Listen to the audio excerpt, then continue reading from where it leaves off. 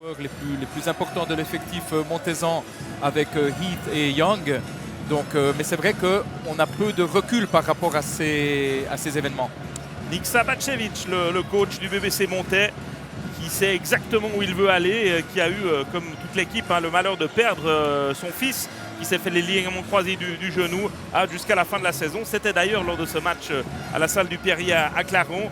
Il y a eu 2-3 arrivées en cours de saison pour compenser les blessures, notamment Brendan Young. Un petit mot sur le joueur montaisan américain. C'est plus qu'un couteau suisse. Dans tous les secteurs de jeu, quasiment, il est au-dessus du lot. Je crois qu'il tournait à plus de 15 points de moyenne dans le championnat grec. C'est vraiment un joueur hors norme. Oui. Alors pour le championnat suisse, c'est surdimensionné. Effectivement, le 3e meilleur marqueur du championnat de Grèce qui débarque en Suisse au mois de décembre. On a été les premiers surpris à Lausanne puisqu'on les a joués juste avant les fêtes. Ils étaient encore jouables à ce moment-là, c'était plus le cas en janvier. Il y aura beaucoup d'adaptation et de travail en perspective pour les deux coachs qui se connaissent bien. Jean-Marc Jomain ici, le coach des Lions de Genève. Je me suis laissé dire qu'il avait reçu une offre pour la saison prochaine en Belgique. On verra si effectivement il sera toujours à la tête des Lions de Genève. Vous l'avez dit, on se passe de Braswell qui était le top scorer de cette équipe. C'est aussi un joueur qui savait à peu près tout faire. Il n'a pas vraiment répondu à Jean-Marc Jomain à la question tout à l'heure. Quel est le choix tactique selon vous du technicien belge en se passant de son meilleur joueur? Apparemment Garrett a été bon sur les dernières sorties. Apparemment également, c'est un choix que de dire, voilà, en face on a Brandon Young qui est quand même, Jordan Heath qui est quand même plutôt un profil poste 4 à s'écarter naturellement du cercle et peut-être qu'il décide de répondre par un poste 4 qui s'écarte plus du cercle. Après, c'est faire l'impasse sur un jeu intérieur où Braswell excelle. C'est un choix de coach. Et on verra si ça va payer pour les Lions de Genève. Regardez cette belle ambiance. Montais qui va démarrer avec Markel Humphrey, son top scorer qui aura le maillot spécifique. Il a le 0. Donc Rodrigue Maza avec le 4. Michael Maruato, l'ancien Genevois avec le 8. Jordan Heath, l'américain avec le 11. Et Brendan Young, son compatriote avec le 22. Petite surprise, cette présence de Rodrigue Maza dans le 5 de base, mais en même temps, il a été très très bon sur les dernières sorties et puis il monte en puissance, clairement. Ouais, effectivement, il a beaucoup progressé. Et ça peut être l'un des facteurs clés. On l'avait vu lors de la Coupe de la Ligue. C'est surtout le capitaine, Jonathan Dubas, qui avait été l'apport en plus véritablement. Il peut vraiment apporter une âme supplémentaire dans cette équipe. Oui. Quand il est bien dans sa tête, bien dans ses idées, c'est l'équivalent de n'importe quel joueur étranger en Suisse. Et il ne sera donc pas dans le 5 de départ. On l'a vu pour les Lions de Genève avec le 4, Kelvin Parker, une des figures bien connues, un des globetrotters du championnat suisse. Antonio Ballard avec le 8, qui a été longtemps éloigné des terrains pour blessure.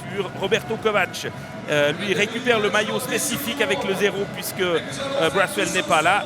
Le 25, Brandon Garrett et le 22, Marco Mlanjan. En tout cas, on s'attend à avoir une somptueuse finale et on n'oubliera pas qu'Antonio Ballard, avant sa blessure, c'était tout simplement le meilleur joueur de notre championnat. Absolument, avec une capacité d'alterner sur du jeu intérieur, du jeu extérieur, de la dureté, de l'intensité en défense, beaucoup d'intelligence. C'était l'âme de l'équipe. Les arbitres de cette partie, messieurs, Kliva, Michaelides et Novakovic. C'est ce qui se fait de mieux dans le championnat suisse.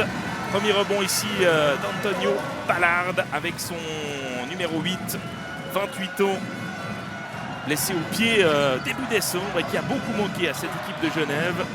Ancien joueur de Lugano que vous connaissez bien, Rondoald. Marco Mlanjan, le frère de Douzan. C'est court. Et un rebond qui est valaisan avec une première contre-attaque à 2 contre 2. Ouais, joli numéro 1 contre 1 face à Mlanjan qui n'a pas pu défendre face à Markel Humphrey. Il n'a pas vraiment cherché à défendre non plus. Petite nuance. Oui.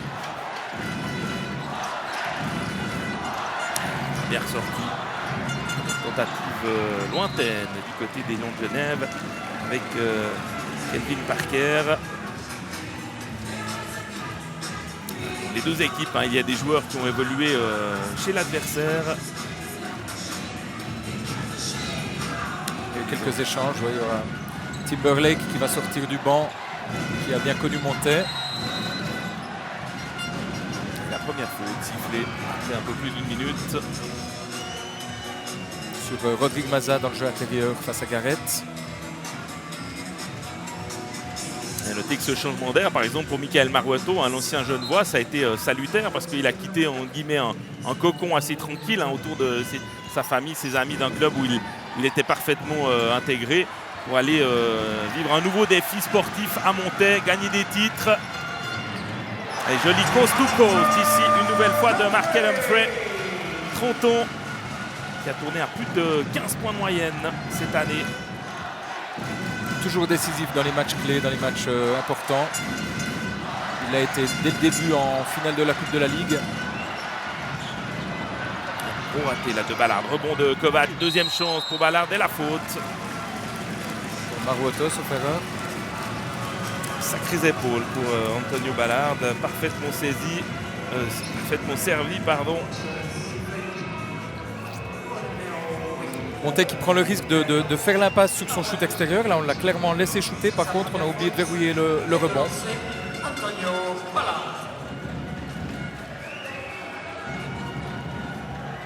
Alors, Ballard, plus de 87% de réussite au lancer franc. Meilleure évaluation de cette équipe des Lions de Genève de cette saison. Ça fait déjà 2 ou 3 tentatives ratées. Un peu de nervosité certainement, parce qu'on sait qu'on compte beaucoup sur lui.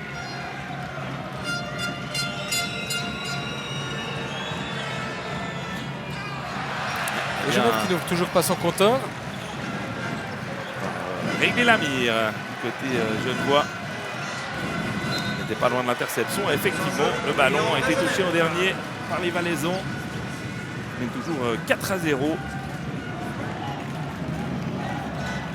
Moitié de la salle qui est entièrement verte et jaune, aux couleurs du BBC Montaix, et l'autre moitié à Genève ici avec le support des Blancs. Des équipes qui ont beaucoup gagné ces dernières années. Il va rester 10 secondes pour prendre le shoot et la faute de Marco Mladjan. Il était en retard sur sa défense de pick and roll. Step out. Lui aussi, il est capable de faire tourner un match à lui tout seul. On sait le talent du plus jeune des 3 frères. Ouais, bien sûr. Et il faut qu'il s'y mette défensivement. Là, il faut qu'il descende sur ses appuis. Encore Humphrey. Et ça rentre. Et ça fait 7-0. Départ idéal pour le BBC Montaix. 7-0 Humphrey. Ouais, exactement. Les deux équipes se sont affrontées 2 fois également en championnat. Victoire de Genève à la maison 77-75, c'était le 13 novembre. Et puis le 15 février, Montaix a rendu l'appareil en s'imposant 90-79.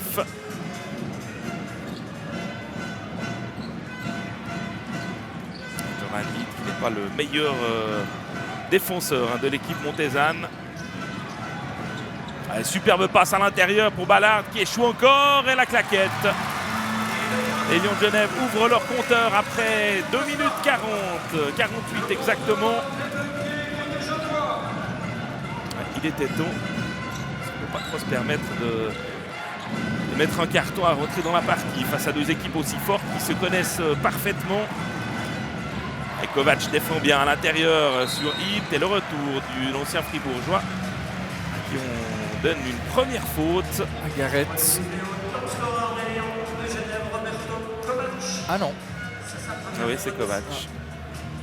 L'ancien fribourgeois, lui aussi a voulu aller voir un petit peu du pays. Ouais. Après 4 belles saisons à Fribourg où il a tout gagné, notamment la saison dernière.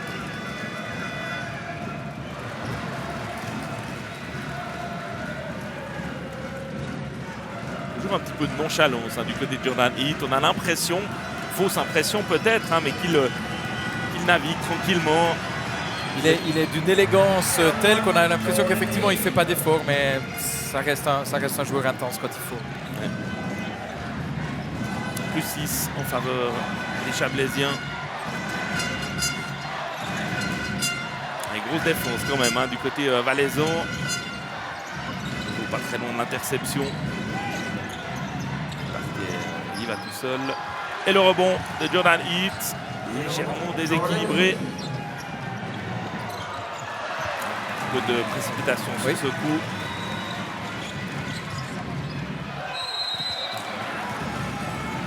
Alors, ouais, est-ce qu'il a pris un doigt dans l'œil? C'est possible.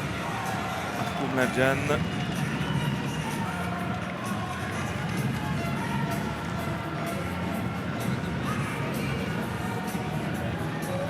Effectivement, plus qu'un doigt, hein. La main complète de Jonah Heath.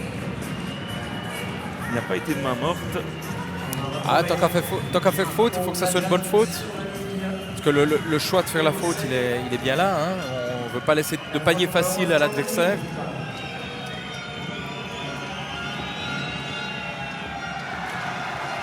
Dites-moi, réussite aux abonnés absents là, dans ces premières minutes pour les Lions de Genève. Marco Mladjan arrivé lui aussi au cours de saison.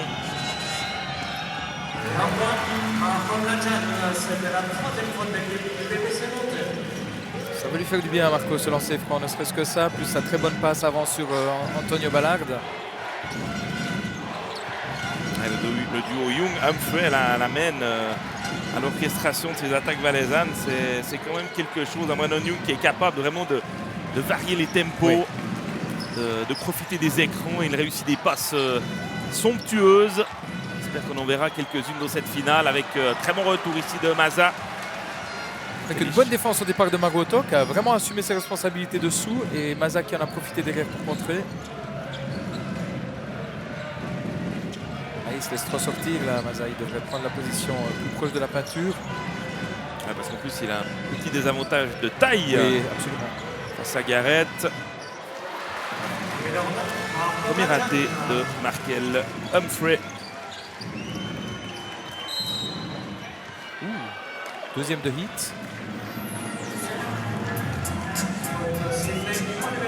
Elik Sabacevic, vous ne le voyez pas, il est déjà debout en train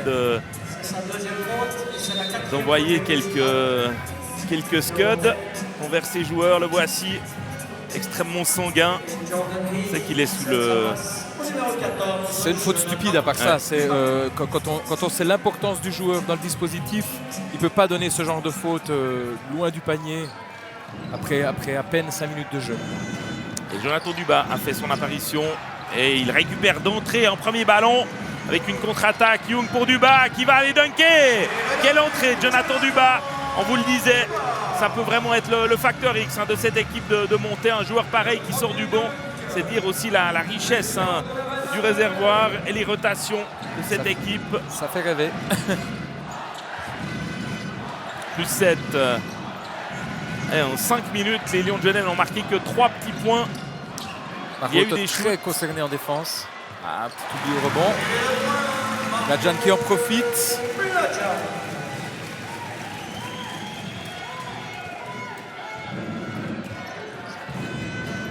Montais, vous le savez certainement, a gagné 2 fois cette Coupe de Suisse. En 2003 face à Boncourt et en 2006 face à Lugano, finaliste ces dernières années.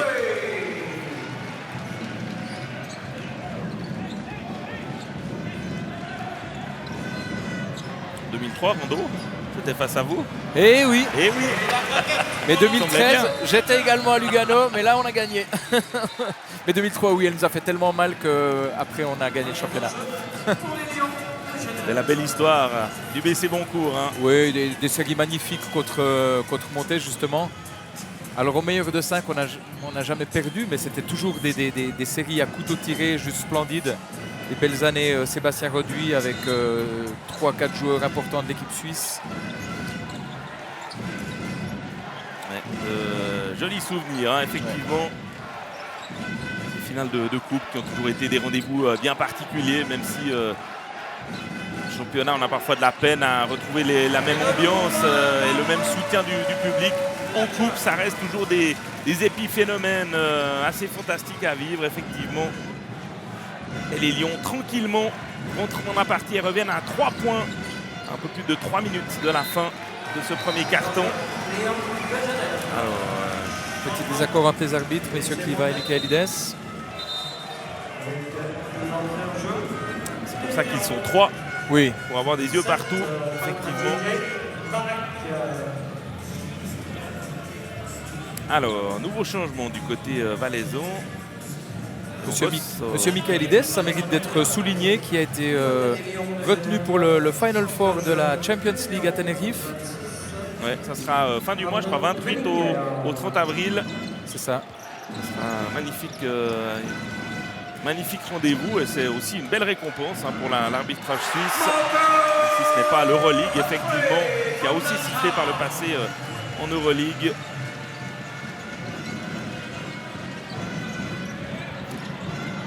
La réponse de Mladjan. Ça se libère un petit peu du côté de Genève. Et puis Markel, alors toujours tellement à son affaire, 10 points pour lui sur 15. Et pour l'instant, c'est un mano à mano. 12 points pour Humphrey et 10 points pour Mladjan du côté genevois.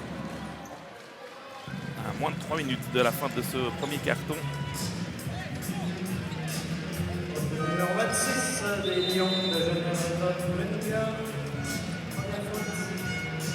Toujours extrêmement remuant. Iksa Bacevic.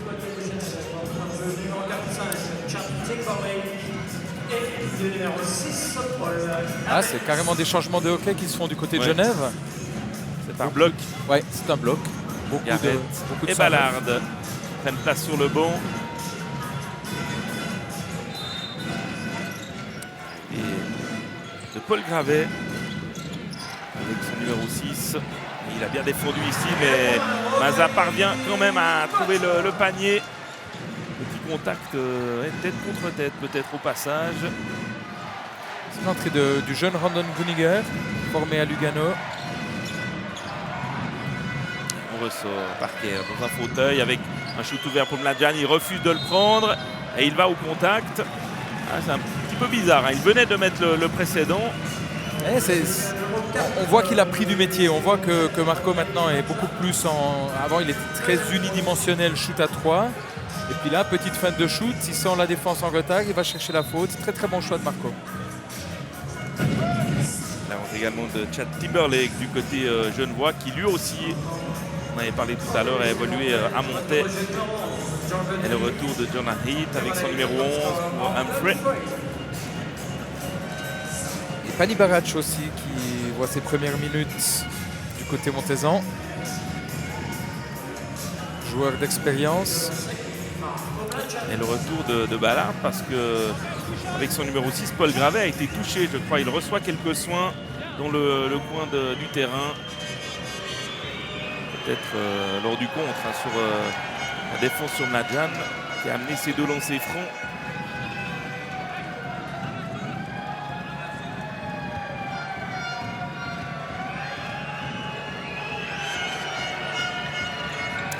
Deux minutes 35 à jouer, plus 4 pour le BBC Montais.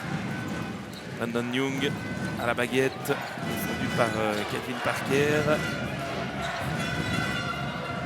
C'est bien joué, avec peu d'opposition, certes. Il a cette capacité, Young, de se faire oublier, de distribuer, de faire jouer l'équipe. Et puis tout d'un coup, il sort un geste technique comme celui-ci. Petit flotteur en suspension quand même sur Ballard, hein. C'est pas rien. Humphrey et Young qui ont l'habitude de jouer 40 minutes. Donc problème d'intensité, ça ne sera pas le cas. Et encore lui qui... Là, il enfonce le clou. Hein. Qui touche la cible. Écart maximum, plus 9.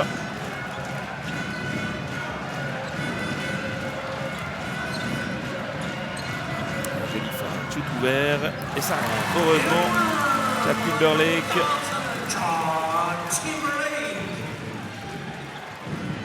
C'est vrai qu'avec Mazza et Heath, il y a un petit avantage de taille en ce moment sur le terrain également du côté valaisan. Young. Magnifique passe, le shoot ouvert une nouvelle fois. Et le rebond en plus de Mazza. A même pu avoir la faute. Ça circule bien.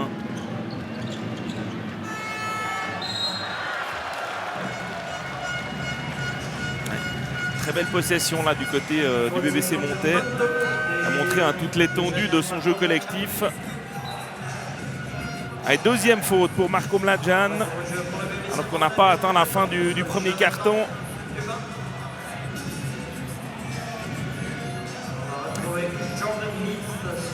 Bon premier quart de Mazza qui rejoint le bon. Il est passé de Même si on ne mesure pas qu'au niveau des statistiques l'impact d'un joueur. Et il est passé de 6 à 9 points de moyenne entre la première phase et la phase intermédiaire qui a lieu en ce moment.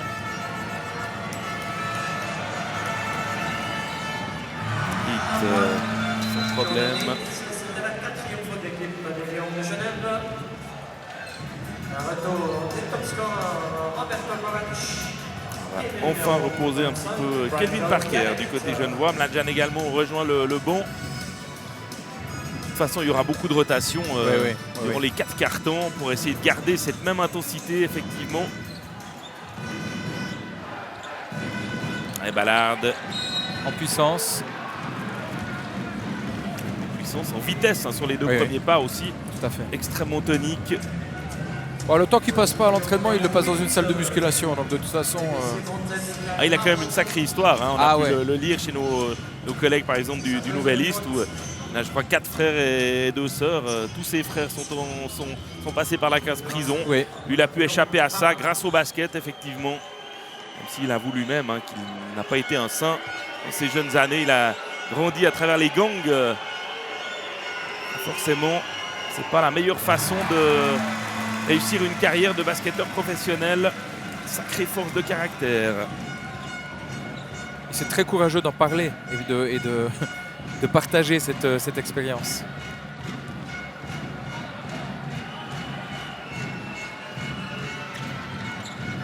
Deuxième lancé réussi également. C'est clair, pour un joueur aussi tonique, une blessure au pied, c'est peut-être le pire des endroits, parce que ça met beaucoup de temps à revenir, à retrouver l'entier de ses moyens.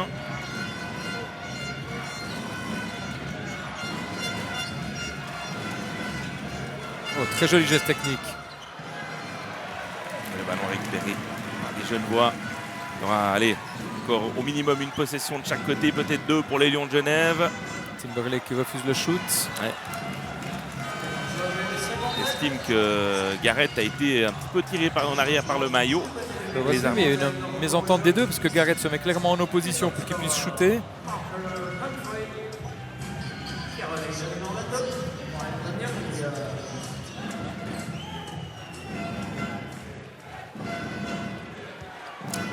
Clairement encore une possession pour Genève derrière cette dernière action valaisanne de ce premier carton. Barac qui a quand même peu joué ces derniers matchs. Arrivé récemment dans l'effectif valaisan. Grosse défense. Duba à l'intérieur, il va perdre ce ballon. Et il s'est retenu pour ne pas commettre la faute. Garrett en contre-attaque. Et c'est Humphrey qui est monté très très haut pour aller contrer. Ralenti s'il vous plaît. Ah si, clairement. Ouais, avec l'épaule gauche en tout cas. Mais en tout cas, les deux sont montés haut. Oui, les deux sont montés haut. Garrett s'est pas posé de geste. question. C'était le dunk ou rien. Et on va retrouver Brandon Garrett pour lancer. De toute façon, on a vu les deux équipes arriver dans la salle, l'une après l'autre, lors de la finale féminine. Tous les joueurs se connaissent parfaitement, il y a une bonne ambiance, il y a de la rivalité, mais il n'y a en tout cas pas d'animosité, effectivement, dans le championnat suisse. Il était plat. Plat et court.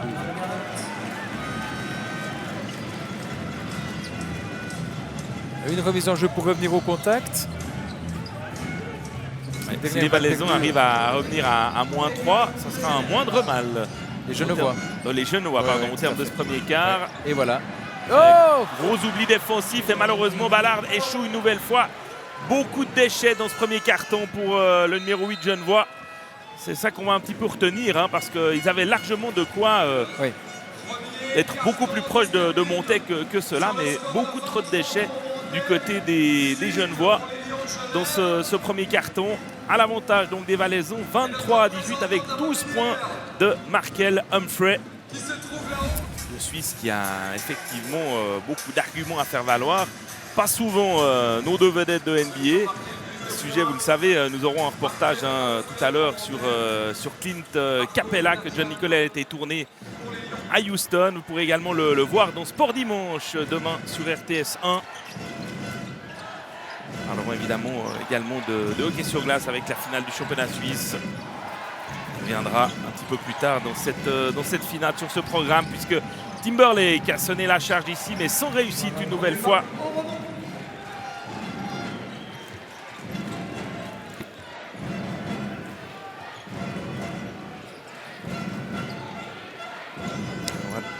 Premier shoot extérieur à Heat. Et le rebond pour le numéro 45.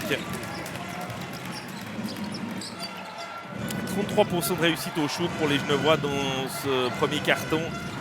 C'est trop peu. Et le contre de Heat. Même pas eu besoin de sauter, c'est l'avantage. Très long segment. Très bonne coordination. Voilà, ça joue grand quand même hein, aussi. Quand on pense à la taille de Maruoto sur un poste 2-3, Markel. Ouais, magnifique passe à l'intérieur de Jonathan Duba, qui prouve hein, qu'il n'a pas que la taille, c'est aussi un bon shooter qui aime par moment s'écarter un petit peu du cercle. Ce qui rend un petit peu fou son coach, Nick Sabacevic, parce qu'il aimerait vraiment qu'il ait plus d'impact dans la raquette. Oui, mais en même temps, c'est des postes 4, 4-3 tellement polyvalents.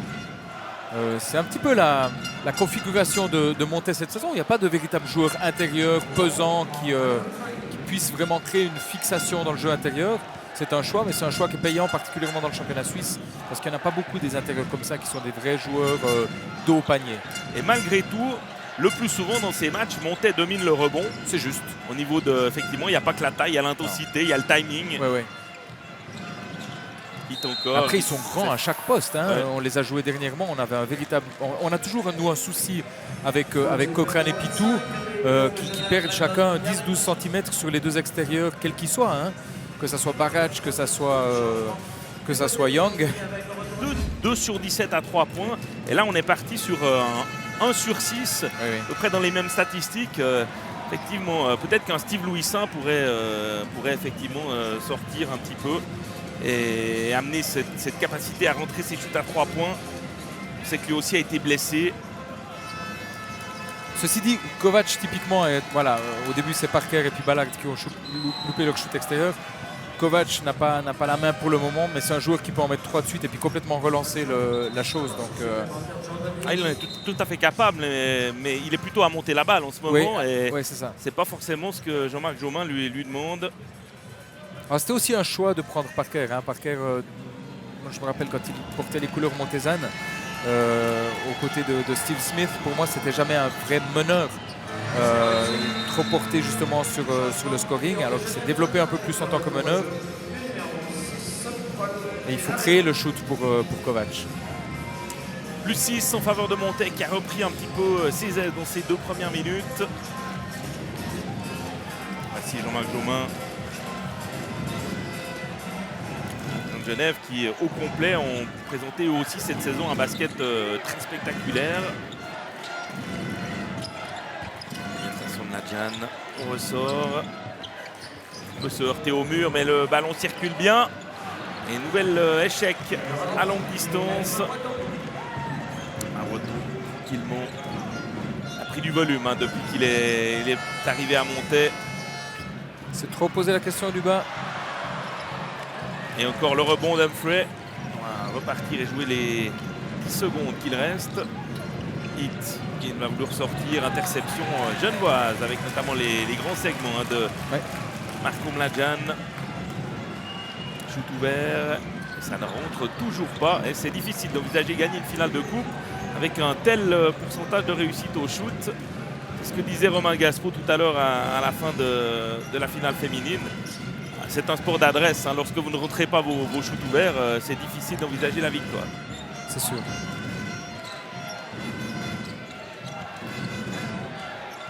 Ça défend bien du côté genevois. Et il faut l'exploit en contre 1, j'allais dire, de Jonathan Duba. A réclamé la faute, il ne l'a pas obtenue. Et grosse faute ici de Barac. Faute européenne. C'est comme ça qu'on joue au niveau européen quand on veut éviter une attaque rapide. C'est pas dans la dentelle.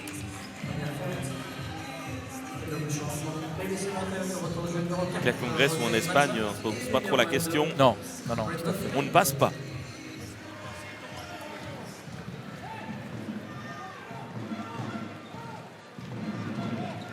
D'autant plus que Barac sait qu'il ne va pas jouer 35 minutes avec le retour de Young.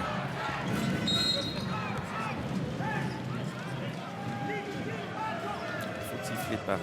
Novakovic sous le panier. Ah. C'est la troisième. Ça va commencer à compter. Jordan Heath a 2 fautes. Attention dans le secteur intérieur. Et on a parfaitement libéré Paul Gravet, 21 ans. C'est un joueur de championnat de France, notamment du Nantes-Atlantique. Pour l'instant, on n'a pas véritablement vu le talent de Brendan Young dans cette première mi-temps. Il est marqué de près par Parker.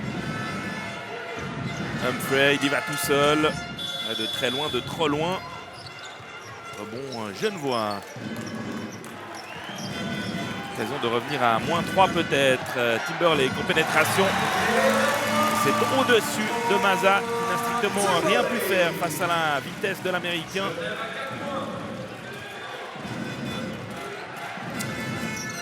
Young. Sacré bagage technique, mais cette fois ça ne suffit pas. Et en tombant, les pieds en dehors du terrain, le ballon va donc être rendu aux Genevois.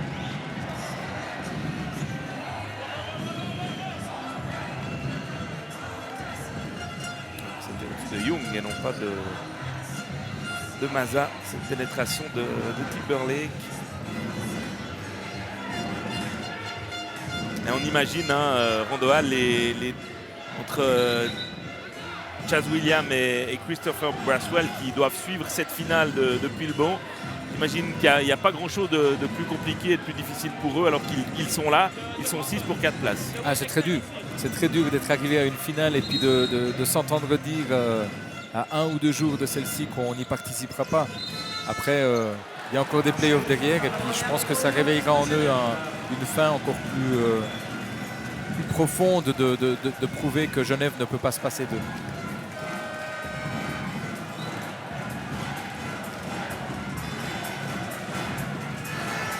Ce sont les supporters genevois qui donnent de la voix à l'instant et qui se réveillent pour porter les Lions de Genève. Ils sont au contact, 4 points, possession à suivre.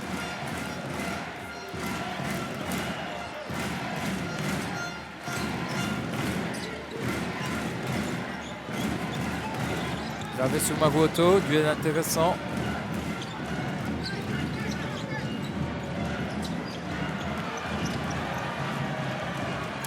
Humphrey va y aller tout seul. Il s'est pratiquement débarrassé de Parker épaule contre épaule. Ils étaient 3 les Genevois à défendre sur le top scorer Valaison.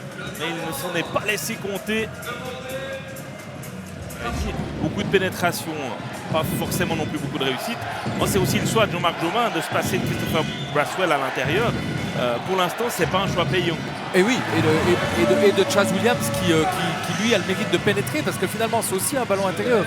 Un ballon qui un meneur extrêmement rapide comme Chaz Williams qui pénètre pour ensuite la ressortir. C'est aussi une alternance de position du ballon entre le jeu intérieur et le jeu extérieur.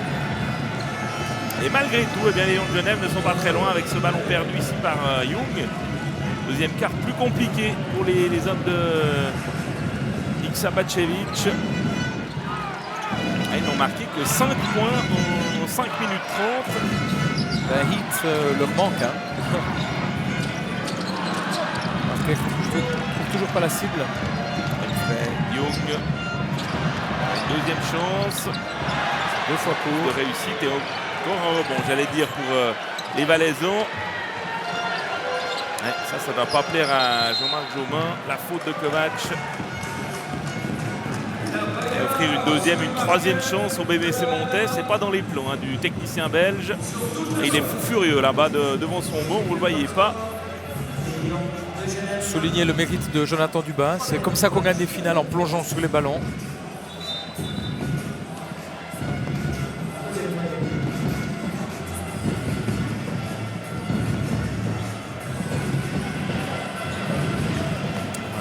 Qui a été coach de Lugano et en tant que joueur un sacré palmarès également. Ah oui, Real Madrid.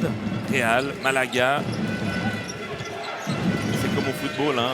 Quand on passe par le Real Madrid en basket, c'est quand même un sacré plus sur la carte de visite. C'est certain. Et la pénétration de Duba, il a libéré. Il n'y a plus du tout la même réussite. Beaucoup de déchets là du côté chablaisien. Et Ballard va clairement chercher la faute. Alors Imad Fatal, le président des Lions de Genève, n'était pas du tout d'accord avec la décision des arbitres. Elle est sifflée antisportive.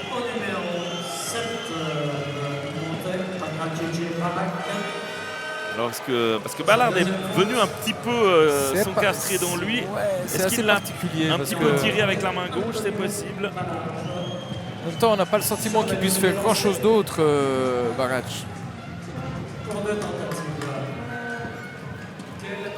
On va revoir. Ah, Sur la fin de l'action peut-être avec le bras gauche. il empoigne le bras gauche, mais Sportif qui n'est pas exploité pleinement hein, parce que Ballard pas vraiment rentré dans sa finale. non, on est loin de ses 87% de réussite au lancer, parce qu'il est déjà à 2 loupés. 3e point seulement pour Antonio Ballard, qui a dû avoir au moins une dizaine de shoots pris. Récupération du ballon évidemment après cette faute sportive, l'occasion peut-être de recoller à 28 partout. Toujours 5 points marqués par Montet dans le 2e quart en 6 minutes 15. Accès au panier compliqué là pour Timberlake. Mladjan, ouais, on allait dire il va pas chercher le ballon. Au contraire de Duba qui a bien anticipé cette passe. Humphrey à l'intérieur pour Heath. De retour sur le parquet. Et avec son avantage de taille difficilement contrable pour les Genevois. On perd une nouvelle fois ce ballon. Il y a beaucoup de déchets de chaque côté. Je poserai la question de sortir Antonio Ballard quand même.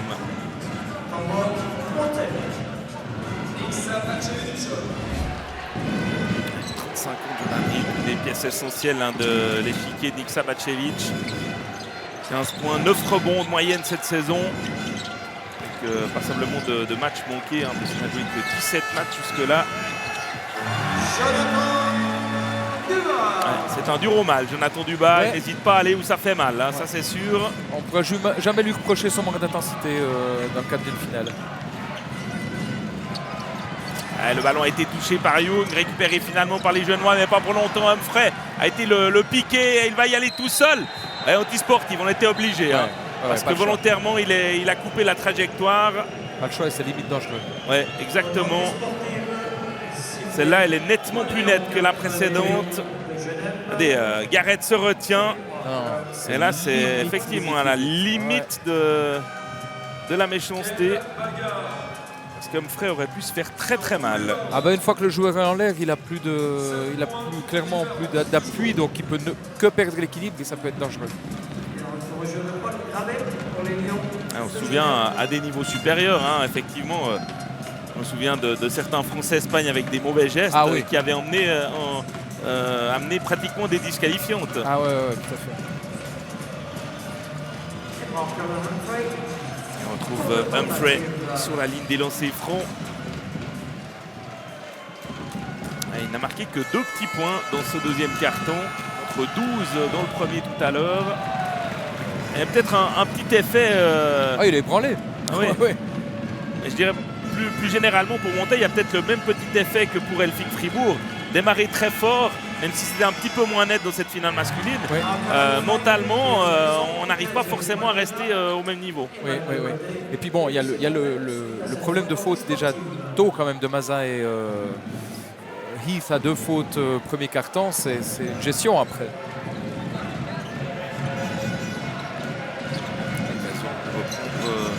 8 ou 9 longueurs d'avance pour les Chablaisiens. Duba va y aller en pénétration. Je baisse la tête, je rentre les épaules. Pourquoi pas. Et je fais de la place. Pourquoi pas. Si ça ne défend pas plus entre lui et le panier.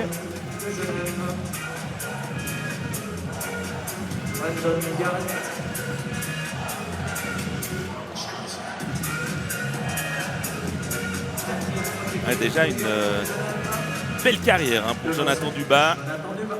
Passé parfois par des moments difficiles, hein, on se souvient de cette blessure.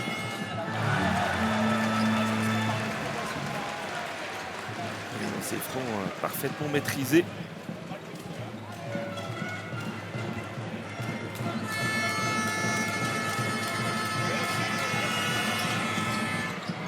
Un point pour lui. De Gravet. La deuxième faute de Gravet. 2 minutes 20 pour les Lions de Genève pour peut-être recoller un petit peu au score, mais Montet, sans vraiment avoir donné l'impression d'y toucher, a quand même repris quelques distances. Est-ce que du côté des Lions, on va enfin rentrer quelques shoots comme ici? Du côté des Lions, on ne prend pas le risque de faire jouer Mladjan et qu'il prenne sa 3e faute avant la mi-temps. Risque que prend Montet en laissant Jordan Heath sur le terrain. Ouais, et Maruoto également. C'est ça. L'énorme défense. Mais ça n'empêche pas Humphrey de marquer une nouvelle fois malgré les jolis coups d'épaule hein, de Gruniger. C'est un joueur de Sam Massagno.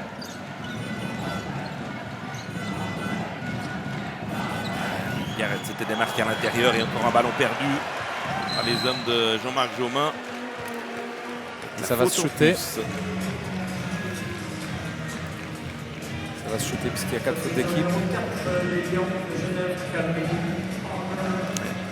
L'écart maximum était de plus 8 tout à l'heure. On peut passer à plus 9 ici. On va y arriver. Brandon Young marque ses 2 lancers francs. Young qui est arrivé pour remplacer Sinclair qui s'est blessé en cours de saison. Il est arrivé le 15 décembre dernier dans le Chablais. Il y a eu Sinclair et il y a eu Woods aussi qui était un fort joueur.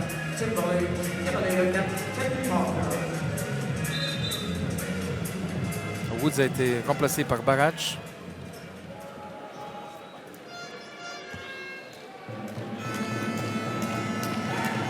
Trois joueurs importants blessés dans la même saison. Plus tous ceux qui ont eu d'autres blessures, effectivement, comme Jordan Heath. 3 joueurs importants. Pas arrivé souvent quand même hein, dans le championnat suisse. Encore le fils du coach qui s'est fait, on a dit tout à l'heure, les ligaments croisés début février de la Ligue.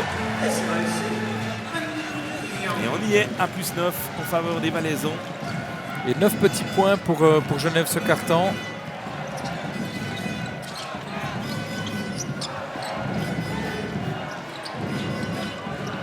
Dans les 4-3 points en tête de raquette. Et le rebond pour Humphrey. Un gros match de Markel Humphrey, même s'il y a eu 2-3 minutes où il a un peu soufflé en début de deuxième quart. Regardez encore comme il se démarque pour aller dunker main gauche. Magnifique, on n'arrive pas à le suivre tout simplement. Et Montet s'envole dans cette fin de première mi-temps. Humphrey aussi, un ancien joueur de Genève, donc il a forcément à cœur de montrer à son ancien club toute l'étendue de ses qualités, même si bien entendu Genève n'en doute pas une seconde.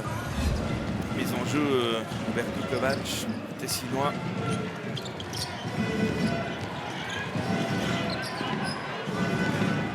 Et pour l'instant, voilà, Timberlake, même Parker, hein, pas véritablement apporté ce qu'ils auraient pu dans cette première période.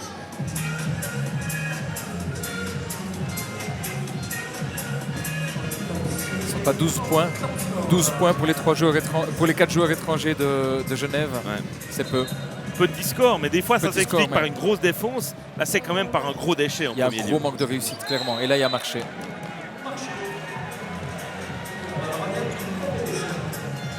Ah, c'est aussi sur la saison que se construit une confiance et un collectif. Hein, avec tous les blessures qu'il y a eu dans cette équipe des Lions de Genève, effectivement, ceci peut aussi expliquer cela. Plus de vécu collectif du côté valaisan. Et puis déjà un titre dans la poche cette année, cette Coupe de la Ligue. C'est-à-dire qu'on aborde aussi cette finale de Coupe suisse avec l'esprit un petit peu plus libéré. Déjà une faute de frustration de Timberlake.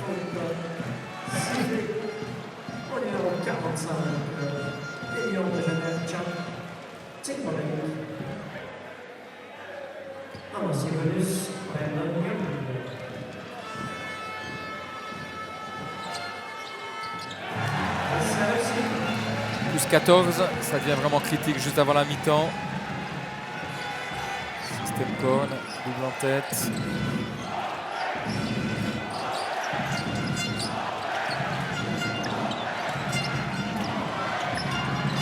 Ouais. Quand on voit que les leaders ne répondent pas présents, eh bien c'est Randon Gruniger qui doit prendre ses responsabilités au culot à 3 points. Se pose pas de questions alors que ça porte beaucoup trop la balle. Il y a beaucoup trop de dribbles, c'est pas fluide du côté. Alors que c'est mérite à la défense de Montet, certes. La main à la patte. Et il reste donc 13 secondes de possession valaisanne, plus 11 en faveur du BBC Montet. Elle ferait mal au moral. Réussir un stop sur Brandon Young. Ouais. Score final après 20 minutes ici dans cette finale de coupe. Avantage monté 41-30 avec un joueur sur le parquet en début de match tout à l'heure. Possession valaisanne qui plus est. Peut-être immédiatement augmenter encore l'écart. Jordan Heath face à Garrett. On ressort. Et Duba il est plus rapide en pénétration que Mladjan. Il réclamait un petit peu la faute quand même. Le joueur de gabarit identique. Et le retour de Duba qui a pu toucher ce ballon du pied.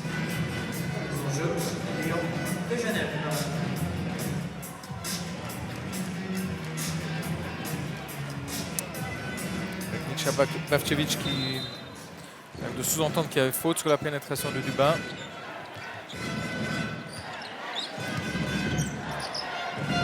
Grosse défense de Jordan Heath. Grosse défense. Et il a reculé en même temps, juste ce qu'il fallait pour ne pas qu'on lui siffle la faute. Et après, c'est ces deux tentacules qui ont fait la différence. C'est ça. On dit toujours qu'il faut défendre avec le bras en l'air levé, mais lui... il est tellement long qu'il peut se permettre de le rabaisser un petit peu. Exactement. Ouais. Tout en se protégeant. Ah bon, Valaisan, Young à l'intérieur. Bonne anticipation de Mladjan. Il va devoir hausser son niveau de jeu si Genève entend revenir dans la partie. La fin de Kovac. Il marque. C'est peut-être le panier qui va réveiller les Lions de Genève. D'ailleurs, sur le banc, ils sont tous debout sur ce panier à 3 points. On aurait pu être à plus 13 et on est à plus 8. Young a un petit peu tardé à mettre la balle à Duba qui avait pris la position préférentielle à l'intérieur. Il était un peu loin. Jolie réponse du capitaine Valaisan.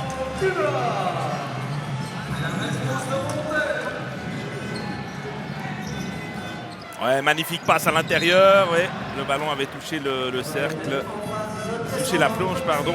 Et le panier donc accordé par le trio arbitral. On rappelle messieurs Kliva, Michaelides et Novakovic. Au sifflet ce soir dans cette arena extrêmement bien garnie. Il n'est pas content Jean-Marc Jomain parce qu'on n'a pas du tout défendu sur Jordan Heath qui était ressorti. C'est fou parce qu'on a l'impression que tout le banc sait de quel système il s'agit quand on appelle tête. Tête, c'est une situation de pique dans l'axe avec toujours la propension de Heath de sortir à 3 points, auquel cas on doit changer ou engager une rotation. Ça n'a pas du tout été le cas. Il a shooté dans un fauteuil. Alors que Parker, lui, ne trouve toujours pas la mire.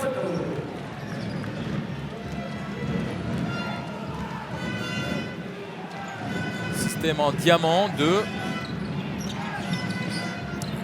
Trop facile. Effectivement, il correspond d'effet du marquage. 50 points en 22 minutes pratiquement, c'est...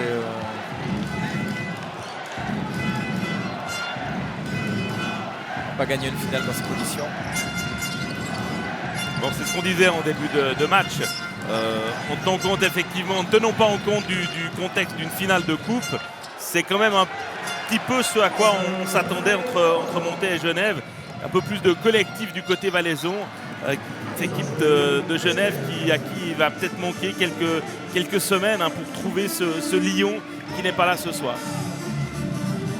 Alors, il sera difficile à trouver parce que on se trouve dans la situation, je ne sais pas du tout comment il gère en interne, mais on se trouve dans la situation maintenant où on a 6 joueurs étrangers. Pas facile, effectivement. Gérer les égos et les absences. Ballard. Tout de suite 2 ou 3 Valaisans sur le dos et joli mouvement main gauche pour Antonio Ballard. Ainsi Ballard et Mladjan arrivent à vraiment hausser leur niveau de jeu dans cette deuxième mi-temps.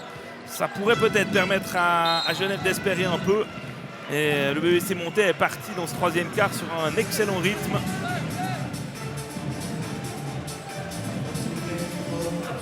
Rien à dire, hein. Magnifique mouvement. Antonio Ballard.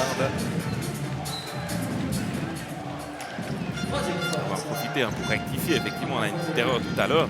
C'est bien chez nos collègues de la Tribune de Genève qu'on avait vu le portrait extrêmement intéressant d'Antonio Ballard. Non pas dans le nouvelliste. Valaisan.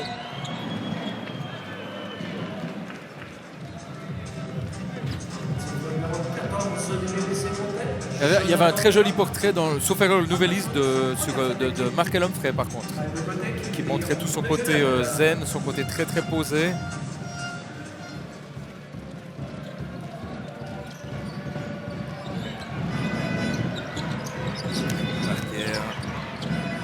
Ouais, ça fait du 2 sur 2 là pour Ballard. Il est en train de sonner la charge pour ramener les Lions de Genève. Il a enfilé le bleu de travail là, Antonio. Ah, ça pourrait se comprendre hein, qu'il n'ait pas retrouvé l'entier de sa confiance. Et ce type de blessure, cette longue absence.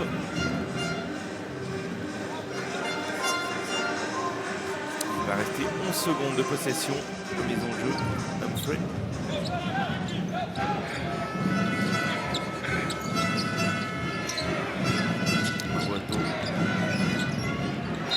Il faudra shooter. Passage en force.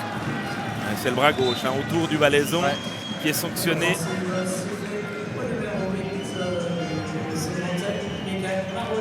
C'est le genre de faute qui surprennent toujours un peu les non-initiés. Mais enfin, effectivement, on n'a pas le droit de céder avec le bras pour passer son adversaire en 1 contre 1. C'est indéfendable. Oula, il y a une mésentente sur la situation défensive. On a doublé un joueur. On a laissé Garrett seul. Et le rebond de Dubas. Les Genevois qui ont laissé Montais prendre 22 rebonds dans les 2 premiers cartons. C'est quand même des statistiques assez improbables pour sortir un gros match. Là, on est battu dans les duels. Alors que ce n'est pas le cas. On a vu Antonio Ballard avant.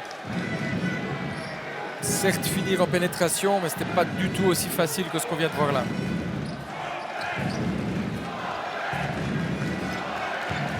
C'est vraiment du très sérieux du côté valaisan. Un ballon récupéré in extremis par Ballard. Et 3 points dans un fauteuil de Kelvin Parker. Amène les Genevois à 11 points à 5 minutes de la fin de ce troisième quart. La faute de Mladjan qui s'est fait aspirer par cette feinte. Troisième de Mladjan. Ah, il est clairement au dedans quand même, Marco Mladjan aujourd'hui. Alors il est en dedans, mais en même temps il comptabilise à lui seul quand même une bonne partie des points de Genève.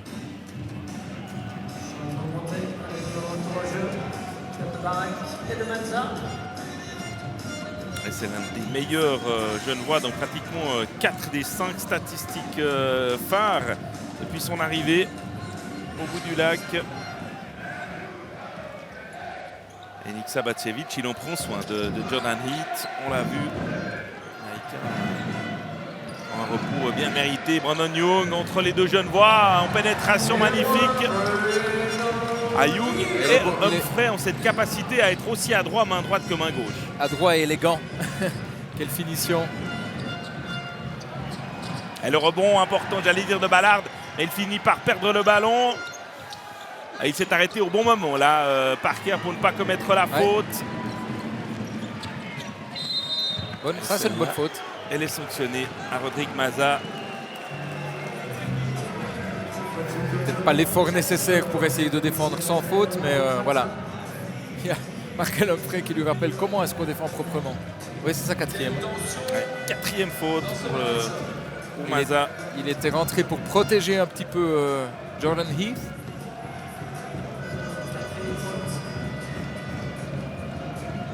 Pas très loin de l'antisportif non plus. Limite. Il aurait pu retirer l'épaule et le bras gauche.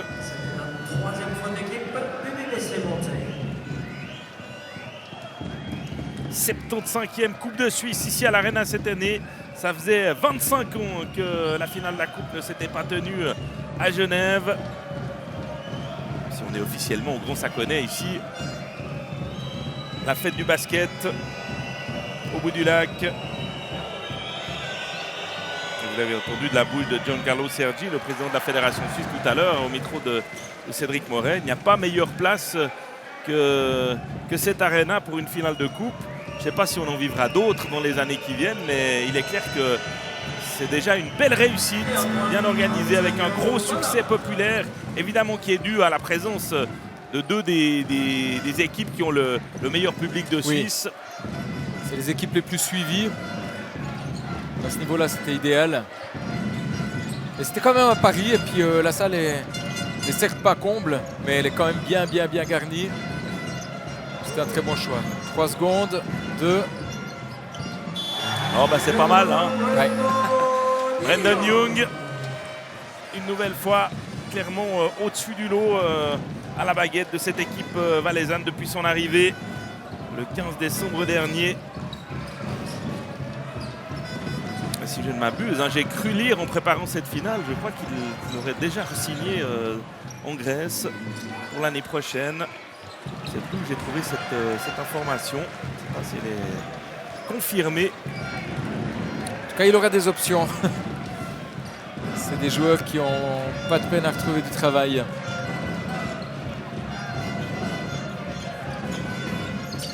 Barac, joli ce qu'il a fait. Merci Barac, le Croate de 35 ans, le dernier arrivé dans l'effectif de Nik Sabacevic. Et une nouvelle fois, les Valaisans prennent leur distance.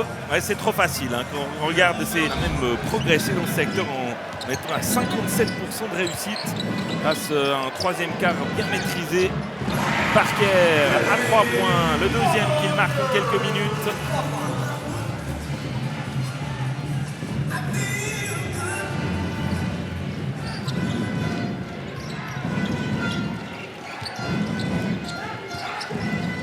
Pour l'instant, 7 Valaisans sont rentrés sur le parquet, 8 Genevois.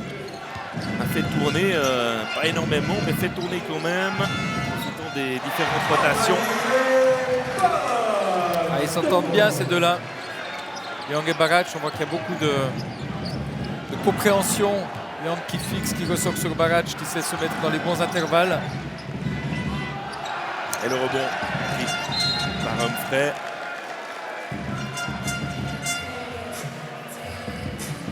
Un peu l'impression qu'Humphrey, en restant immobile, a un petit peu cherché la faute. Oui. Après, il y a un petit peu de naïveté de la part de... La naïveté et de la frustration certainement de Parker. Ouais, l'écart ne cesse de grandir dans cette seconde mi-temps. Plus 15 en faveur des Chablaisiens. Avec un ballon pour prendre peut-être définitivement le large. 3 fautes d'équipe de chaque côté. Encore l'occasion de donner une faute du côté genevois. Ah, c'est parfaitement joué. Et le contre de Ballard, main gauche.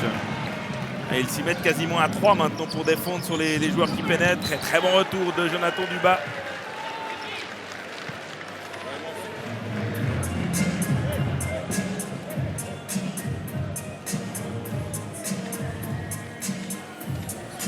Est-ce qu'il y avait une petite poussette? C'est possible. Et les arbitres ne sont pas intervenus. Moins de 2 minutes à jouer dans ce troisième quart. À l'intérieur pour Mladjan. Ils s'y mettent pratiquement à 2 avec Humphrey et Dubas pour l'empêcher de se retourner. D'ailleurs, il perd le ballon. Et la tête dans le sac, là, en ce moment, les Genevois. Troisième quart où ils ont marqué 16 points jusque-là. Ils en ont encaissé 21. Pardon. Le fait de montrer plus d'intensité dès le début du match permet une tolérance légèrement supérieure de la part des arbitres. Il ne faut pas s'attendre à ce que des petites fautes comme celle qu'il y avait éventuellement de Dubas sur le repli défensif soient sifflées, alors qu'en face, on siffle des petites touchettes comme la dernière de Parker. Surtout qu'elle est dans le timing pour se battre pour un ballon. C'est ça. Joli panier de Mladjan. La réponse peut-être de Markel Humphrey. Avec un geste fauteuil. Gestuelle parfaite avec sa main gauche.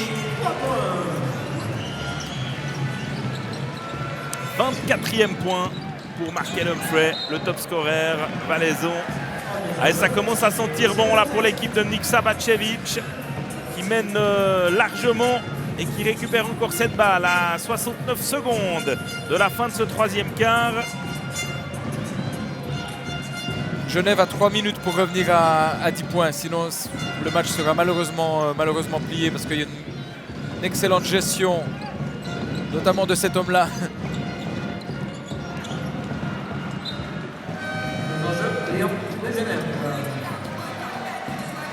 Il est clair, si on compare avec la demi-finale de Coupe de la Ligue le 5 février, ce qu'avait proposé Genève ce jour-là était quand même nettement plus conséquent. Oui.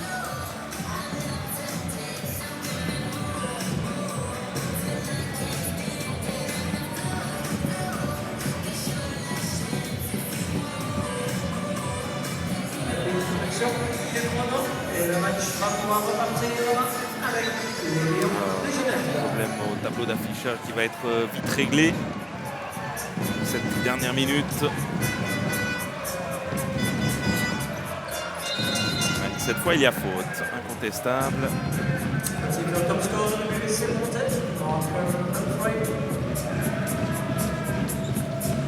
Et on le voit hein, depuis le début de cette partie, c'est clair qu'au niveau des points, Humphrey est là pour tirer la baraque, mais au niveau de l'investissement, au niveau effectivement défensif, on voit que quelles que soient les valaisons sur le parquet, l'intensité elle est commune pratiquement à chaque joueur. Oui. Tandis que du côté genevois, il y a beaucoup plus de niveaux différents sur le terrain.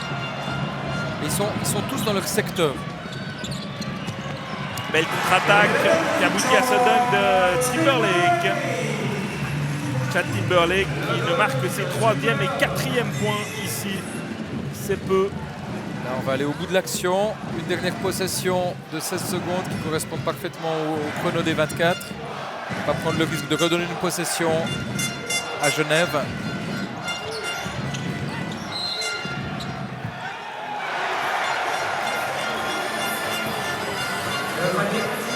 Ce qui peut arriver de pire à Genève. Ouais, et Jonathan Dubas continue de faire son petit bonhomme de chemin. Il marque des points, il défend très bien, il pénètre, il prend des rebonds. Il est là au niveau de l'intensité, de la dureté. Exactement ce que son coach attendait de lui. Et on le retrouve sur la ligne des lancers francs.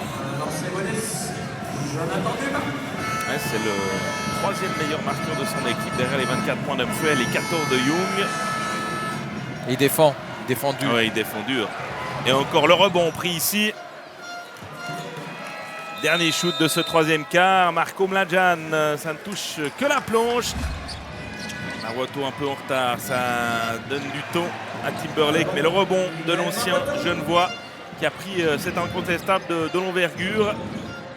Mis à part peut-être lorsqu'il a écopé de sa 2e faute. Hein, il n'a pas souvent quitté le terrain dans cette finale. La rentrée intéressante de Barac également. Il est venu dans cette équipe valaisanne. Dubas ressort. Un retour dans un fauteuil. Et le ballon est genevois.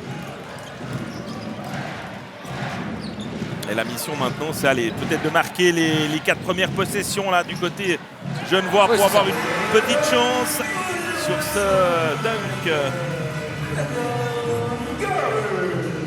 de Garrett. On n'a pas beaucoup vu, hein.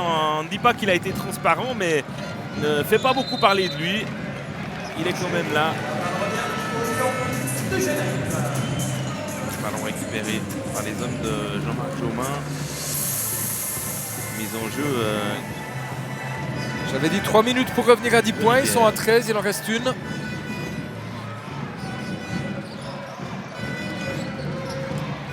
Timberlake, le retour de Barac. On a perdu un petit peu de concentration du côté de Montet. Un petit peu plus d'orgueil du côté de Genève.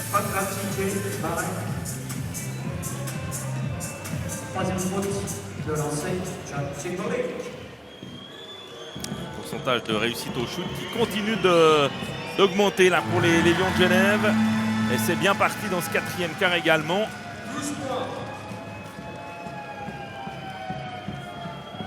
Domination au rebond après 30 minutes. 30 rebonds à 21 en faveur des Valaisans. Qui ont certes un avantage de taille, hein, on l'a dit, oui. Mais ça n'explique pas tout. 11 points. Le même système tête, mais sans Jordan Heath. Et vous en parliez tout à l'heure, hein, effectivement, il n'y a pas de jeu intérieur du côté de Genève. qui n'a marqué que 20 points dans la raquette contre 34 à Montaix après 30 minutes. Ah bon, on peut garder l'équilibre entre les shoots intérieurs et extérieurs du côté de... Quel pourcentage hein, pour Brandon Young? Il revient toujours, quand il s'agit de prendre ses responsabilités, il est toujours présent.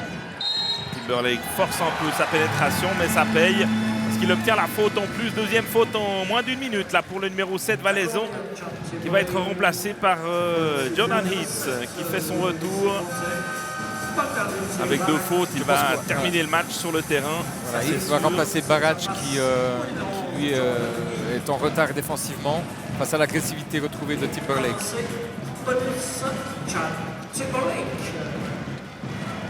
Ils sont là les 10 points, ils sont à portée de main de Chad Timberlake. Et non. Le rebond d'Antonio Ballard. Ballard Et le dunk de Garrett. Moins 9. C'est encore mieux pour relancer le match. 9 points, 8 minutes. Soit c'est pour se donner quelques regrets, soit c'est pour nous proposer 5 dernières minutes de folie. Ah ben on veut la deuxième option. C'est sûr. On vit pas de regrets. Un retour va défendre plus fort là du côté genevois.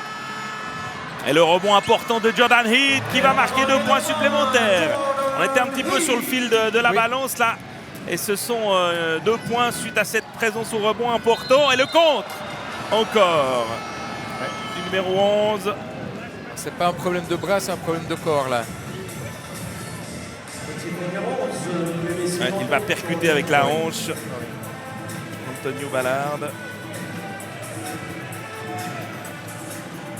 Ah, c'est un sport de contact qui laisse parfois quelques traces, ça c'est sûr.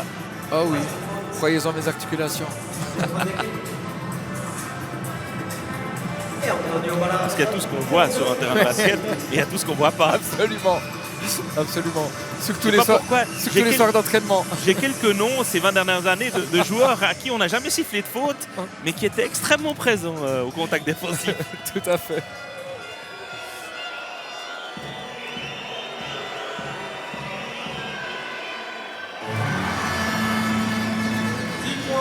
De quel côté va penser la balance dans ces prochaines minutes? Est-ce qu'on va repasser sous la barre des 10 points ici? Ballard peut-être pour son 10e point personnel à l'instant. Il reste 7 minutes et demie à jouer dans cette finale. Et Montaix est en train de laisser Genève revenir. Évidemment, le ballon dans les mains de Young. Maroto essaye de se défaire du marquage de Kovac. Maroto en tête de raquette, ouais, a fait 2 échecs consécutifs. Le rebond d'Humphrey. Et main droite, c'est moins facile que main gauche pour le top scorer valaisan. Et le public évidemment donne de la voix. Les supporters genevois encouragent et poussent derrière pour essayer de réduire encore cet écart. Timberlake. Ah, c'était pourtant un shoot assez facile. Facile et important. Ceci dit, je trouve que Genève joue mieux sans Parker. Quel oubli défensif quand même. C'est le genre d'action qui rend fou un entraîneur. Parce que ça gâche tout le travail effectué sur l'action précédente. Troisième faute de lancer. Jordan Heath.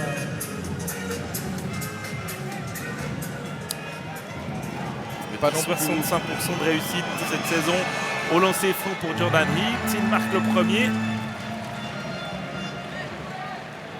Peut-être pas oublier trop longtemps sous le banc non plus Marco Mladjan. 4 joueurs à plus de 10 points du côté valaisan. Bon, ça se répartit aussi bien. Ça montre que le collectif vit bien. Et Timberlake, tous les ballons passent par lui désormais. Kovac à 3 points.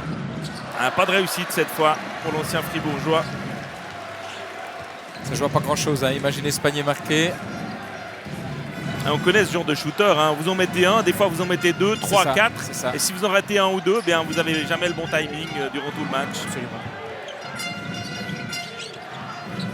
Maroto bien défendu par Gruniger. Maroto. C'est difficile, la passe à l'intérieur, mais Duba était bien présent. 24 secondes. Ouais, le panier n'est pas accordé puisque le ballon a quitté les mains du valaisan après la sirène. Nicky Maruoto qui est toujours un petit peu à la limite de la gestion de l'horloge des 24 secondes.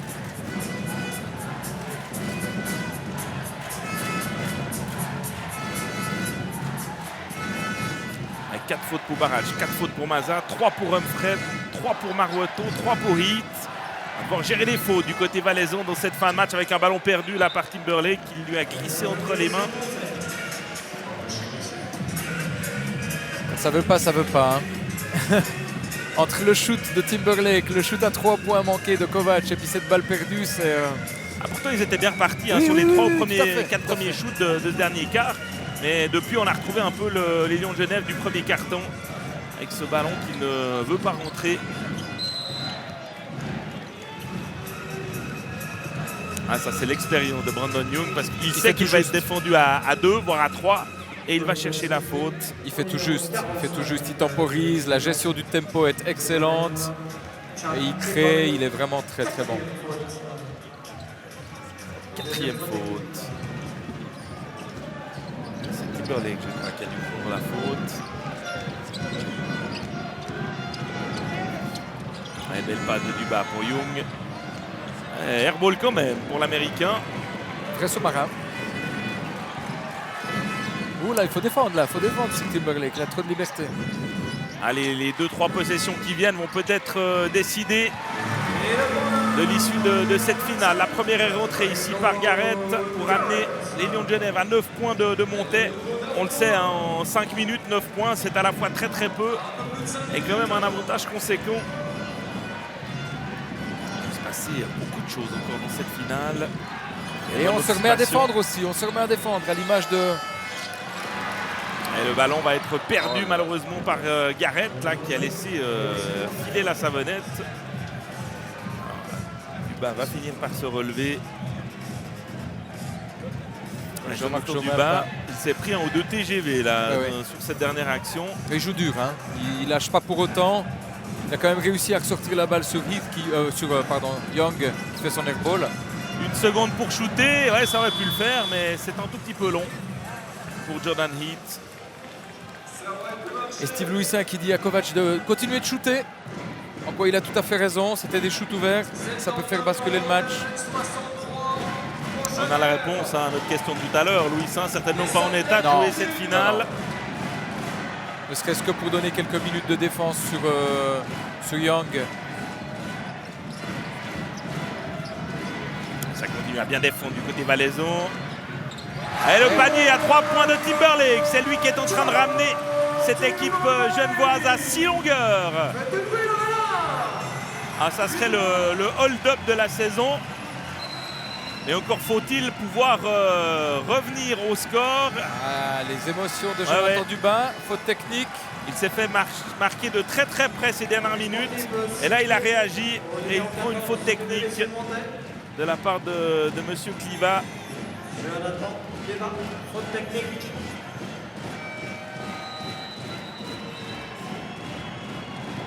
Je ne sais pas si on va pouvoir revoir cette action qui était assez loin du ballon. Je ne sais pas si Léo Bagnou et toute son équipe peuvent nous proposer cette action. La voici.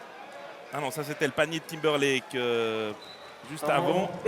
On voit déjà Duba sur cette action qui est un petit peu malmenée et n'a pas forcément joué autant les derniers matchs de préparation. Alors on le sent notamment, comme j'ai dit tout à l'heure, chez Young, qui a un petit peu de peine physiquement. Ouais, ça c'est presque le shoot de l'impossible pris par Kovac. Possession qui vaut son pesant de cacahuètes. Humphrey avec Heath, évidemment donner le ballon aux hommes forts, aux hommes en confiance. Et le rebond de Timberlake, tous les ballons passent par lui maintenant depuis de longues minutes dans cette seconde mi-temps. Aussi à droit en pénétration. On allait dire qu'à la distribution. De Maruoto avant le shoot. Ah, vous aviez raison. Hein, depuis la sortie de Kelvin Parker, Genève joue mieux. Ah oui, c'est plus fluide, ça court, ça... Le lancer, Antonio Bala.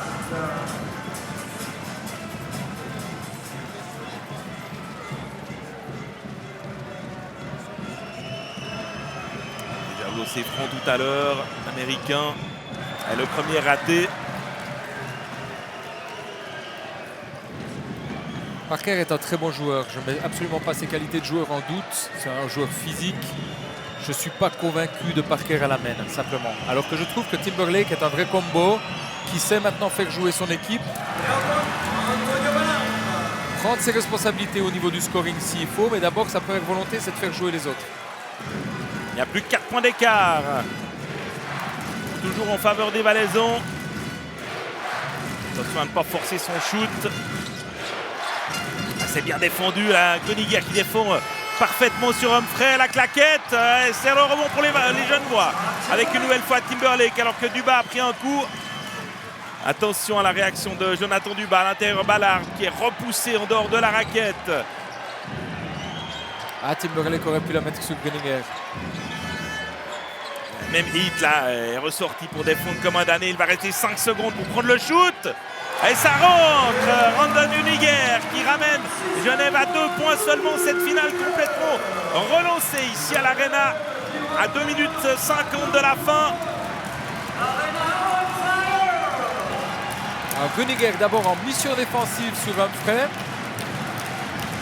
Félicitations au coach. C'est un vrai coup de poker qui est méritant. Kevin Young n'a pas réussi dans sa tentative. Il y a un petit peu le feu dans la maison. Là, du côté valaisan, on a compté 15 points d'avance. Mais Genève s'est accroché. Genève est en train de revenir. Et c'est l'égalité parfaite avec les 2 points de Garrett à 2 minutes 15. Qui l'eût cru? La magie du basket pour Barac.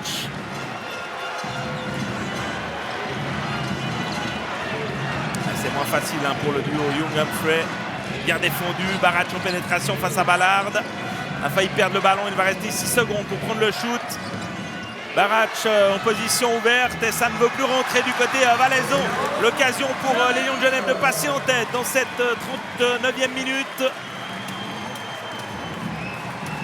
Et on a vu le visage des supporters valaisans qui ne peuvent pas y croire. Il y a de quoi rester incrédule effectivement. À l'intérieur, Garrett oublié. Et la faute de Duba obligatoire. Il ne fallait pas que ce ballon rentre.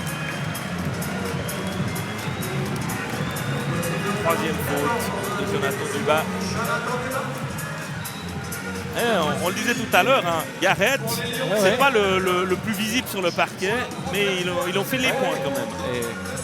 Et là, il prend de vraies responsabilités dans le secteur intérieur, mais la balle lui arrive aussi.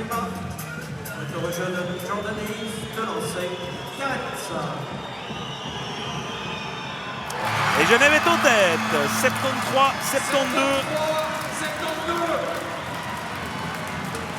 Les blancs ont le sourire, les jaunes un petit peu moins dans cette magnifique arena ici à Genève. 7 points pour monter ce carton. Seulement un lancer franc et le rebond pour Antonio Ballard. Et le ballon sera valaisan puisqu'effectivement il y a la règle de l'alternance en cas d'entre deux. Et là la flèche était du côté du BBC Montais. Sur le parquet, disposé tout exprès à l'Arena de Genève pour vous accueillir pour cette immense fête de basketball. Et un coach doit aussi trouver des solutions quand ça ne va pas. Qu'est-ce qu'il faut jouer quand on a 7 points avec un tel potentiel offensif, quand on a 7 points à retour de Jordan Heath? Young qui va essayer d'y aller tout seul, il s'y met à 2 et il obtient la faute quand même. Ouais. Sifflé à peine tardivement, mais là elle me paraît claire. Ça passera par lui. Je ne sais pas si on doit obligatoirement donner le titre de meilleur joueur de l'équipe au meilleur marqueur. Non. Franchement, Brandon Gröninger, il fait un énorme match. Ah oui.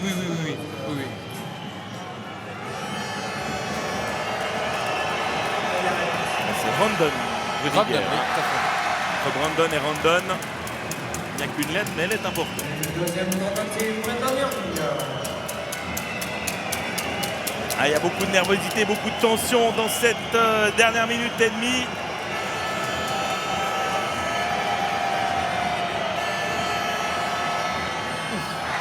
Le rebond de Jordan Heath avec une nouvelle chance sur cet échec de Young. Chaque possession décisive dans ces dernières secondes. 5 secondes pour une remise en jeu latérale.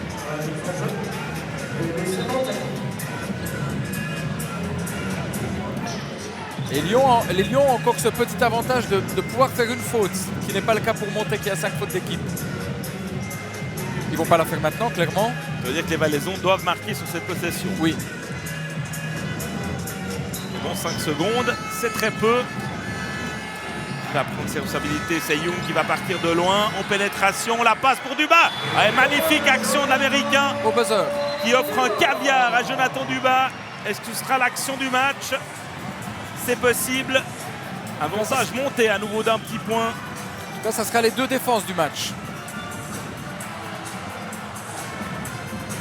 Alors, on est dans les 2 dernières minutes. Un nouveauté pour cette finale de coupe. Il y a ralenti de la part des arbitres pour voir si une action, et j'ai l'impression que Jean-Marc Jaumin demande aux arbitres d'aller visionner l'action sur le ralenti. Il estime qu'il y avait un pied dehors. Il y avait un pied en dehors du terrain. Est-ce qu'il va être entendu? Alors il ne l'est pas apparemment. On va dire, j'imagine que c'est à l'appréciation des arbitres. Oui, ils ont l'air sur 2, hein, donc.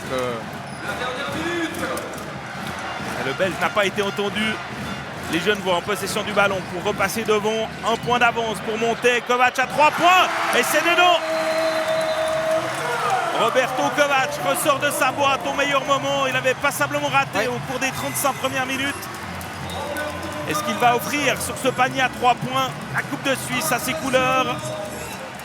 Parfaitement dans le timing en sortie d'écran. Temps mort immédiat demandé par Nick Sabacevic. Dans sa répétition. Il va rester une possession de chaque côté au minimum. 2 points d'avance pour les Lions de Genève. Monté en possession du ballon. Duba hésité en pénétration. Il ressort pour Young au shoot ouvert à 3 points. Et ça rentre. Monté repasse devant. Le chassé-croisé continue, madame, monsieur, dans cette fin de match qui sent la poudre ici à l'Arena. Et on voit quand même, hein, les Genevois étaient à 36% de réussite au shoot en première période. Ils sont à 44 maintenant sur l'ensemble du match. Ça veut dire qu'ils sont à plus de 50 dans cette seconde mi-temps. Et ça change foncièrement la donne quand même. Alors, qui va prendre la faute ici?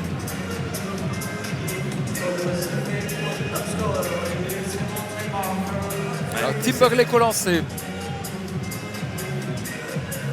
Avec une dernière possession pour Genève, quoi qu'il en soit, qui sera certes courte, mais avec la possibilité pour Genève, ce qui n'est pas le cas pour Monté, de demander un temps mort, donc d'avoir une remise en jeu à la ligne des 14 secondes. Exactement. Est-ce qu'Elphick Fribourg n'a pas pu faire en fin de finale féminine tout à l'heure, puisque tous les temps morts avaient été utilisés par Romain Gaspo. Ça aboutit à ce shoot à la désespérée de Caroline Purin qui n'a pas touché le cercle. Cette victoire improbable mais magnifique du BC Winterthur qui va mettre son nom au palmarès chez les messieurs. Avantage Lyon de Genève d'un petit point, moins d'une demi-minute à jouer.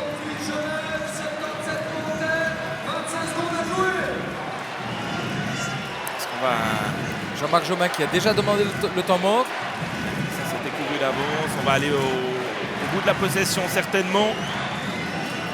Et il faut marquer si on choisit cette tactique-là. La pénétration de Young. Et l'échec de l'Américain. Le rebond de Jordan Heath avec une deuxième chance pour Brandon Young peut-être. Il y a presque 3 secondes de Duba. Les arbitres n'ont rien sifflé. Et Humphrey n'a pas marqué. C'est terminé. Les Lions de Genève s'imposent. 78 à 77 dans un final et un 4e carton de folie. Incroyable dénouement. Ils étaient menés de 15 points. Et si la pilule a été dure à avaler pour Elphick Fribourg, eh bien pour Montet, ça doit être encore plus terrible parce que les Valaisans ont fait tout juste pendant plus de 30 minutes. Ils l'avaient dans le creux de la main. Il l'avait en main. Et ils échouent pour le plus grand malheur de leurs nombreux supporters qui ont fait le déplacement. Incroyable ce scénario. Regardez le visage des Valaisans, qu'ils soient jeunes ou vieux, on ne comprend pas ce qui s'est passé. Incrédule. Mais chapeau à Genève, hein. On les avait enterrés un petit peu vite. Même le président Imad Fatal disait après 30 minutes, on n'est pas bon, il ne faut pas se voyer la face. Simplement, la réponse, elle a été donnée sur le terrain. Genève a été très bon dans le dernier quart, dans le money time. ils ont trouvé ce liant, ils ont trouvé cette logique offensive qui leur a manqué pendant 30 minutes. Et encore une fois, c'est beaucoup lié à la capacité de Chad Timberlake. Alors une première réaction avec un président qui cette fois-ci, Pascal, doit avoir la banane, très certainement. Alors oui, oui Jean-Marc, c'est le moins qu'on puisse dire. Imad Fatal, il est dans tous ses états. Il a vécu, vous l'avez entendu tout à l'heure, il était au fond du bac. Et Imad, incroyable ce retournement de situation. Vous êtes au bord des larmes, quelle émotion. C'est la plus belle. Ça fait 7 ans que je suis président. Gagner la Coupe Suisse ici chez nous, là où on est né. Je suis tellement fier de mon groupe. On a eu tellement d'adversité, tellement de critiques. Et ce groupe, je suis tellement fier de lui.